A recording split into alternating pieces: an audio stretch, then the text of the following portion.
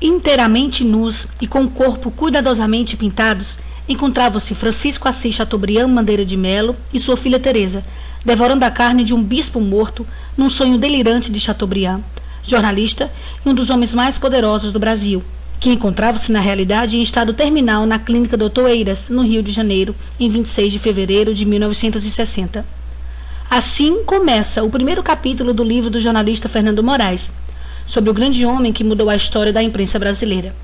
Apresentaremos aqui, neste breve documentário, os primeiros 8 capítulos desta biografia.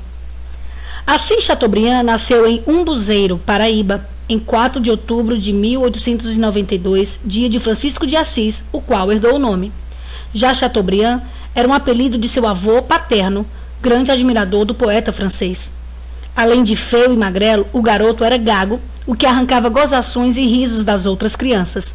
Nesta época, a família mudou-se para Recife. Saindo do Nordeste, Assis Chateaubriand se tornou uma personalidade da comunicação, não só no Brasil, mas no mundo inteiro. Ele ergueu na comunicação brasileira um império chamado de Diários Associados. Era uma rede de rádio e televisão. Para fazer uma comparação com relação à televisão, era como se fosse a Globo da época, né? Os Diários Associados. E aqui no Ceará, primeiramente teve a rádio PRA9, né? Ceará Rádio Clube, e depois a TVC, né? Do Diários Associados, TV Ceará.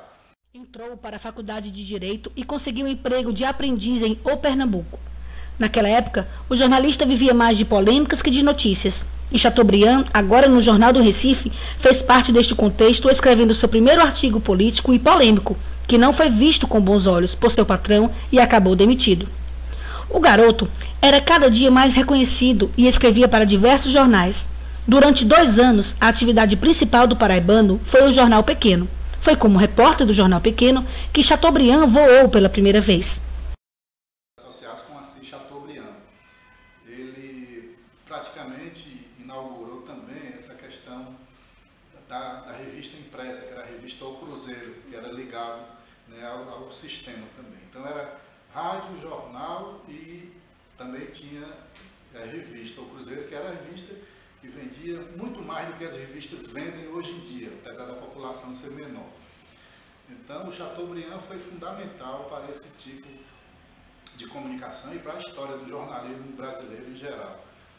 Ele era considerado o rei do Brasil, tanto que o livro, biografia dele, do Rui Castro, é Chateau, o rei do Brasil. Na época em que as pessoas não podiam adquirir televisão, ele mandou comprar 200 televisões quando foi inaugurada e instalou em praças públicas. E essa mania veio até mais recentemente nas cidades do Brasil, no interior principalmente, onde os prefeitos compravam televisões e colocavam na praça principal da cidade. Então, realmente, teve uma importância muito grande, né, os Diários Associados no jornalismo brasileiro em geral. Chateaubriand foi convidado para ser redator-chefe e secretário de redação no estado de Pernambuco. Resolveu instalar-se definitivamente no Rio de Janeiro e aos 25 anos já era visto com respeito e admiração. Olavo Bilac chegou a comentar: o destino deste moço no Rio é o poder. No Rio, passou a advogar e escrever notas para jornais do Rio de Janeiro e São Paulo. Chegou a trabalhar como consultor de leis de guerra no Ministério. Logo, Chateaubriand passou a dirigir o Jornal do Brasil, enorme parque gráfico, e garantiu ao jornal algo que não tinha: grandes vendagens. Em 1919, Chateaubriand foi convidado pelo Correio da Manhã a passar 1 ano na Alemanha, escrevendo artigos e entrevistando os vencidos da Primeira Guerra. Um problema de rinite fez com que Chateaubriand retornasse ao Brasil. Foi contratado como redator-chefe do Jornal do Brasil e logo retornou à profissão de advogado. Assim passaria 3 anos, acumulando amizades influentes e dinheiro.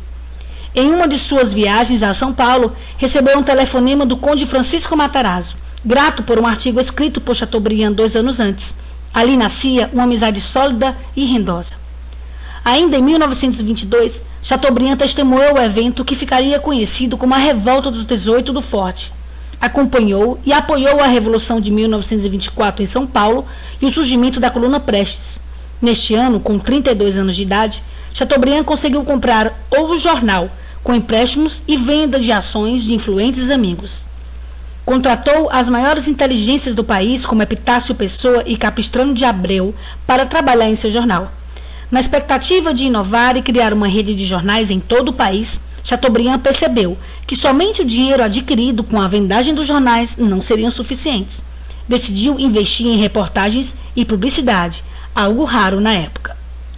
Tentamos, brevemente, relatar os primeiros anos de vida deste poderoso, inquieto e astuto homem.